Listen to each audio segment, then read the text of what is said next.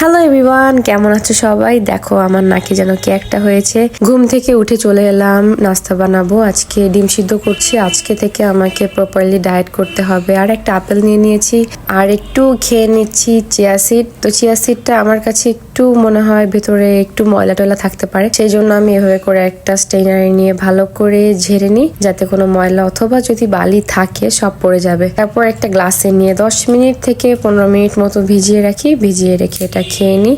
Chia সিডে প্রচুর পরিমাণে calcium আছে, তো এটা খাওয়া অনেক ভালো।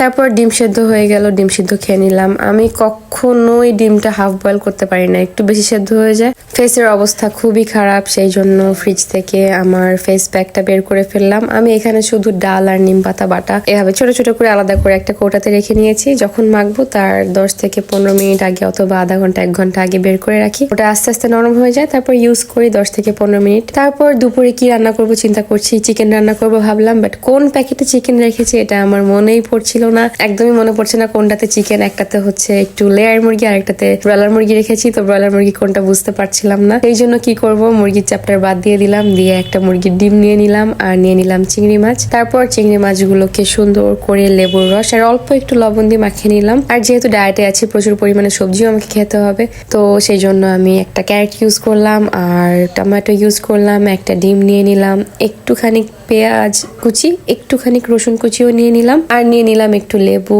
আর ম্যাগির থাই স্যুপটা নিয়েছি, কারণ আমি কর্ন স্যুপটা পাচ্ছিলাম না। প্যানে একটুখানি বাটার দিয়ে রসুন আর পেঁয়াজটা ভেজে তার মধ্যে চিংড়ি মাছটা ভালো করে ভেজে নিলাম আর দিয়ে দিলাম পানি। একটু বেশি করেই পানি দিলাম যাতে একটু পাতলা হয় স্যুপটা।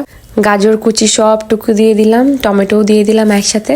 তো এখন একটু জাল উঠবে যখন, তখন আমি স্যুপটা দিয়ে দেবো। তো সেই জন্য স্যুপটা অন্য একটা বাটিতে নিয়ে ঠান্ডা পানি দিয়ে ভালো করে গুলে নিলাম খুব সুন্দর করে। তারপর একটু সাদা গোলমরিচের গুঁড়ো, কালো গোলমরিচের গুঁড়ো স্যুপের মধ্যে দিয়ে দিলাম, আর স্যুপটুকু দিয়ে দিলাম। দিয়ে ভালোভাবে অনেকক্ষণ ধরে নাড়তে নাড়তে নাড়তে নাড়তে তার ভিতর দিয়ে দিলাম লবণ আর লেবুর রস। তারপর চিন্তা করছিলাম যদি স্যুপটা একটু ঝাল ঝাল হয় তাহলে খেতে আরো বেশি মজা লাগবে, সেই জন্য একটা বোম্বাই মরিচ দিয়ে দিলাম। আর মুখটা তারপর সুন্দর করে ওয়াশ করে আসলাম। দেখো ফেসটা কতটা গ্লো দিচ্ছে আগের থেকে। আর স্যুপটা কিন্তু অনেক বেশি মজা হয়েছে, অনেক বেশি। এরকম স্যুপ রেগুলার রান্না করলে আমি সারাদিনই স্যুপ খেতে পারবো। এটা খুবই সিম্পল বাট অনেক বেশি মজা হয়েছে। তারপর একটু উষ্ণ গরম পানির মধ্যে লেবুর রস দিয়ে দিলাম, এটাতে ফ্যাটটা অনেক দ্রুত বার্ন হয়।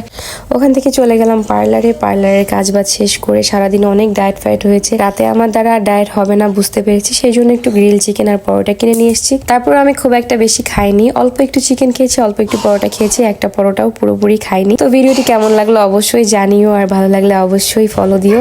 ভালো থেকো সবাই, টাটা।